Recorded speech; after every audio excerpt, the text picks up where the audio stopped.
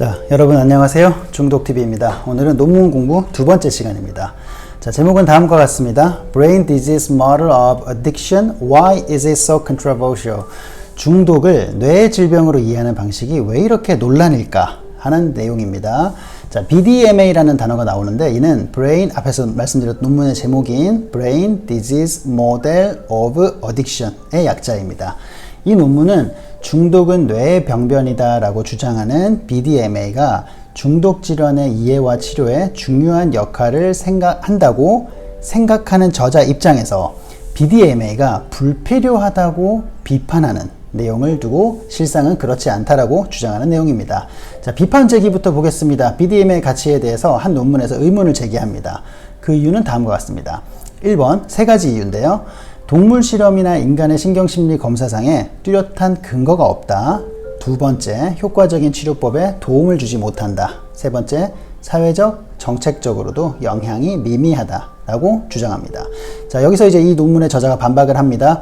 자, 하지만 도리어 BDMA에 관한 이런 의문이 근거가 없다라고 합니다. 자, 비판한 세 가지 항목에 대해서 각각 반박을 합니다. 첫 번째, 근거가 없다에서는 여러 연구에서 반복된 약물 노출에 의해 촉발되는 시냅스와 전기 회로에서 일어나는 신경 가소성 변화에 대해 상세히 기술하고 있다. 이는 절제력 상실, 강박적 약물 섭취, 고정된 행동, 부정적 감정 상태 등과 관련된 신경 생물학적 과정을 이해하는 데 도움을 준다. 두 번째, 치료 효과가 없다. 중독에 대한 분자 단위의 세밀한 이해는 약물 치료에 도움을 주고 있다.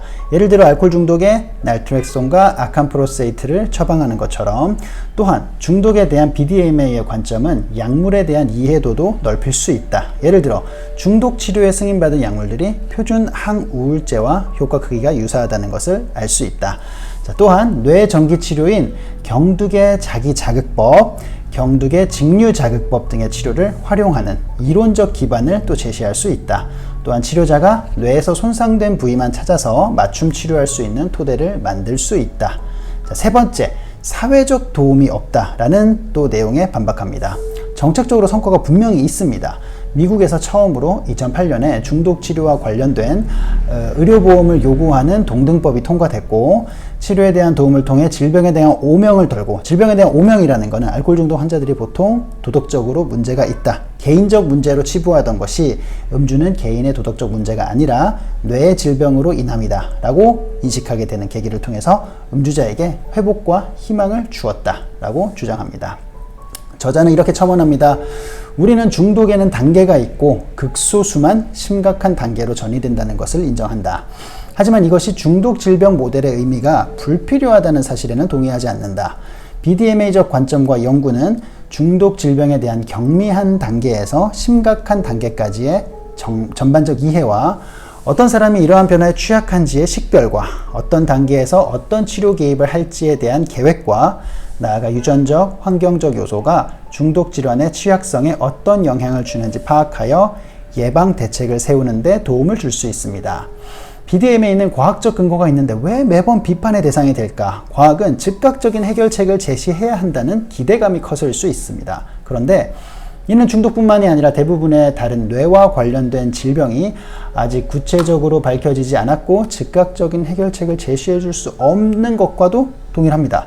알츠하이머병이나 정신분열증과 같은 질병에 대한 기초 연구의 가치는 결코 비판받지 않았습니다. 중독 질환처럼 자유의지와 관련된 신경회로를 손상시키는 질병을 진정한 뇌의 질병으로 받아들이는데 어려움이 있는지 고민하게 됩니다. 중독은 복잡한 뇌의 복잡한 질병입니다. 이를 잊으면 현상을 이해하고 효과적인 해결책을 제시하기 어려울 것이다 라고 저자는 끝맺음을 합니다. 자, 이 논문만 보면 중독을 뇌의 질병이라고 보는 것이 충분히 합리적이고 그렇게 보지 않아야 할 이유가 전혀 없어 보입니다. 하지만 우리 입장에서는 중독은 뇌의 질병이다 라고 보는 관점이 맞고 틀리고의 문제보다 각각 어떤 근거로 이러한 주장을 하는지를 살펴보는 것이 중요합니다. 그러면 우리가 보다 균형 잡힌 이해를 위해서는 이 논문이 비판하는 그 논문, 이 BDMA가 조금 이 가치가 높지 않다라고 주장하는 그 논문을 같이 볼 수 있으면 훨씬 좋겠지요. 그래서 다음 시간에는 그 논문을 같이 공부해 보도록 하겠습니다. 여러분 감사합니다.